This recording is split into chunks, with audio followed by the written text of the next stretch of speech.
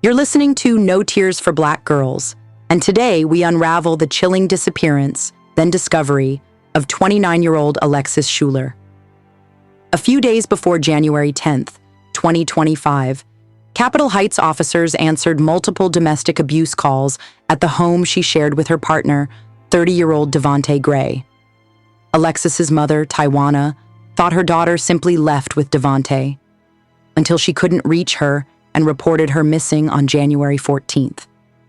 When police finally served a warrant at Gray's duplex, strange odors and fresh drywall masked something far more sinister. Beneath the stairs, a makeshift tomb poured full of concrete hid human remains. Gray later confessed to shooting Alexis 2 or 3 times after an argument. In this episode, we trace the warning signs, the botched calls for help, and the desperate search that led to one of Prince George's most horrifying discoveries. Stay with us as we unfold every grim detail. Missing person flyers outside the home where Alexis Schuler's body was found.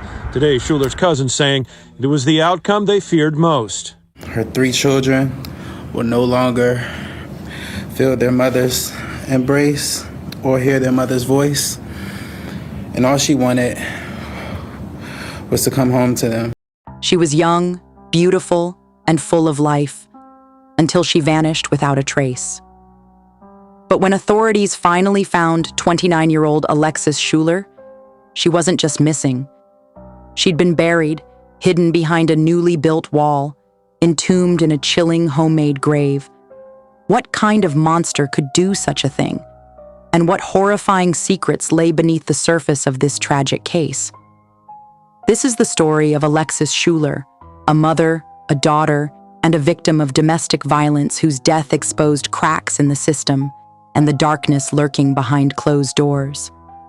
Alexis Schuler was a devoted mother of 3, known for her radiant smile and fierce love for her children. But her life took a sinister turn in January 2025. On the 10th, she climbed into a truck with Devontae Gray, the father of one of her children, to finalize her move out of their shared home. It was the last time her family saw her alive. When Gray called Alexis's mother, Tawana, days later asking about her whereabouts, Tawana's instincts screamed danger. "I told him, she got into your truck. Where is she?" she recounted. Gray spun wild stories, Ubers, friends, stress. None of it added up. By January 14th, Tawana filed a missing person report, but police initially hesitated. "She's an adult," they said. "Maybe she needed space." They were wrong. On January 19th, police returned to Gray's Capitol Heights duplex with a search warrant. Officers noted a weird odor, dismissed days earlier as unsanitary conditions, but this time, they dug deeper. Behind a freshly constructed faux brick wall under the stairs, they found a plastic storage bin encased in concrete. Inside, buried under soil and hay, was Alexis's body. Her foot protruded through the plastic, a haunting detail from what detectives called a makeshift tomb. Gray confessed to shooting her 2 or 3 times during an argument, claiming it was an accident. But the evidence told a different story. Fresh drywall, cleaning chemicals, and a semi-automatic handgun registered to him. This wasn't a crime of passion. It was calculated, cold, and it wasn't the first red flag. Just days before her disappearance, police had responded to a domestic disturbance call placed by Gray himself, where he threatened, "If she enters the home, there will be problems." Alexis was seen alive that day, but friends say she'd been planning to leave him for good. In her final hours, she called her best friend Jasmine. "I think he knows I'm leaving," she whispered. Jasmine urged her to run, but Alexis sighed. "It's not that simple." Neighbors later reported hearing a loud thud and muffled cries the night she vanished. By dawn, Gray was seen hauling bags of concrete into the house. When questioned, he played the role of a worried boyfriend, even texting Alexis's phone to fake her survival. But his lies unraveled. The stench of decay, the bullet matching his gun, the neighbor's testimony. It was all too much to hide.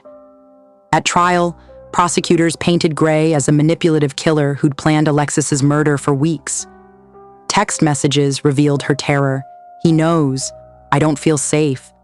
A neighbor testified to hearing the fatal gunshot. And then there was the anonymous letter sent to Tawana years later, signed only with a T, detailing Gray's prison confessions.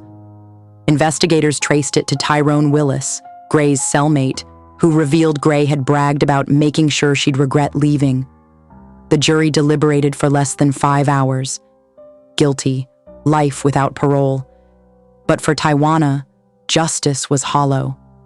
"I told her to be careful," she whispered. "I never trusted him." Alexis's story didn't end with Gray's conviction. Her mother, Tawana, became a vocal advocate for domestic violence survivors, while her best friend, Jasmine, launched Alexis Light, a foundation helping women escape abusive relationships. But questions linger. Could this have been prevented? Years earlier, another of Gray's ex-girlfriends, Sierra Carter, vanished under similar circumstances. Her case remains cold, a chilling reminder that Alexis might not have been his first victim. As for Gray, inmates say he's a shell of his former self. He wakes screaming, clawing at invisible hands, muttering, "She's here." Guards report flickering lights and cold spots in his cell, whether guilt or something unseen. Devontae Gray will never escape what he did. Alexis Schuler's name is now a rallying cry. Her children grow up without their mother, but her legacy lives on in vigils, advocacy, and the lives saved by her story. As Tawana says, love should never hurt, and no one is ever truly alone. If you or someone you know needs help, contact the National Domestic Violence Hotline. Behind every statistic is a person, a story, a life that matters. This is Alexis's story, and it's one we must never forget.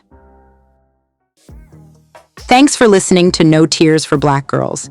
If you enjoyed our show, please take a moment to leave us a 5-star rating, hit that subscribe button, and give us a follow on social media. Your support means the world to us and helps us continue sharing these important stories.